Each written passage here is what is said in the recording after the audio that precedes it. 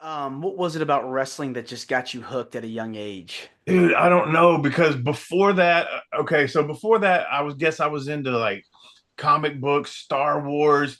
I loved Kiss, and it wasn't really like I don't know that. Yeah, I mean, I guess it was the music, but I didn't really listen to other music. Okay, I just liked them. My mom took me to see my first Kiss concert when I was 5 years old, dude. I don't really remember it that much.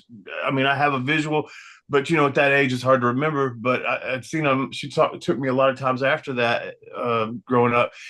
It was the theatrics of it, man, the stage show, the explosions and the character and all that. And I think when I saw wrestling that went together with that. We had these Mhm. live action superheroes out there.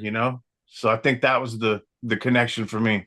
Yeah, and when you talk about pro wrestling, you talk about music, they kind of go hand in hand with each other. And yeah, it's all that theatrics, the comic books as well. It really brings together a lot of creativity. Yeah, for sure. And I always prided myself. You know, I came up with the PG-13 gimmick. Kind of something new. Nobody had really done the white rapper gimmick like I did it. And so I take pride in that. And also Slash, I came up with Slash. And that was something else that I can say I took my gimmick. They didn't have to create nothing for me ever in my career. I created my own stuff and it was good enough where they went, okay, we'll take it, instead of no, let's turn you into this. That was cool. Even when we did the Nation of Domination, it was not really a change from PG-13. It was just really a change in outfit is all it was, and not much of that. The evolution of the character. Yeah, yeah, Now, at that young age of 8 or 9 years old, did you know right then and there you wanted to be a wrestler? absolutely, absolutely, bro. And I was very young. I was 15 when I got in the ring for the first time. I in ninth grade, I thought my thinking was, okay, I'm gonna get on this wrestling team in high school in ninth grade, and so I did. And that in my mind, that's going to be my path to pro wrestling. And yes, it does help, but I thought, okay, this is how you do it, and yeah, in a way, that's true. But so anyway, 10th grade year is when I started training. My stepfather and a guy named Rick Reynolds. He was a friend of the family, and they took me to a ring, and they were working out with a guy named Gypsy Joe, who was the first person that I really got in the ring with, and plus them two, and we trained for a little while. And Rick showed me a lot of stuff, and a lot of my training, man, was hands on. To be honest with you, but I was lucky in the fact that when I got in at that young age, I had a lot of old timers that had been around. It wasn't like today, man. You see, you get into the independents, and you got guys out there that are young working with other young guys. It's like the blind leading the blind. They can sort of teach each other, but they don't have the experience to teach each other. You feel me? And so I was lucky in that fact, man. It's not an easy business. It's a hard business you have to really learn and get into. And I'd imagine taking those bumps for the first time, it was scary. Yeah, I mean that too. At the same time, remember at that age, 16, 17 years old, man, with grown men out there, that if they want to take advantage of you, because especially back in them days, that was 89, 90.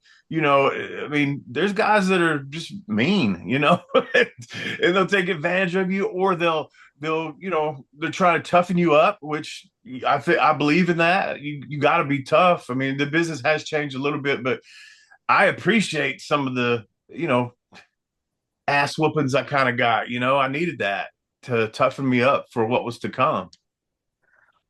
Do you recall any pieces of advice your trainers gave you early on that you still recall? Oh man. Like I said, with my training, actually, there wasn't a whole lot of mentoring in that way. I mean, I know Rick wanted me to finish school. He didn't want me to even get in the ring until I graduated high school, and I didn't graduate high school.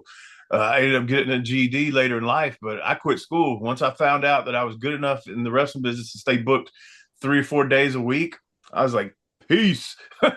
So, yeah, I mean, he wanted me to finish school. I mean, I didn't have a lot of, let's say, great influences, man. And I say that I did have a lot of great influences, but not people that were, look, man, don't do this, don't do that. I had more people, hey, let's go do this, type stuff. And I feel like, especially like in the bigger companies, guys have a lot better guidance, man. When I got into the WWE for the first time, I was 20 years old, I believe, the first time I showed up there, got a tryout, and then contracted, I think at 21 or maybe 22, something like that. But anyway, man, nobody could have told me nothing. Nobody was really trying, and I made a lot of mistakes uh, outside of the ring that I wish I could have been mentored on.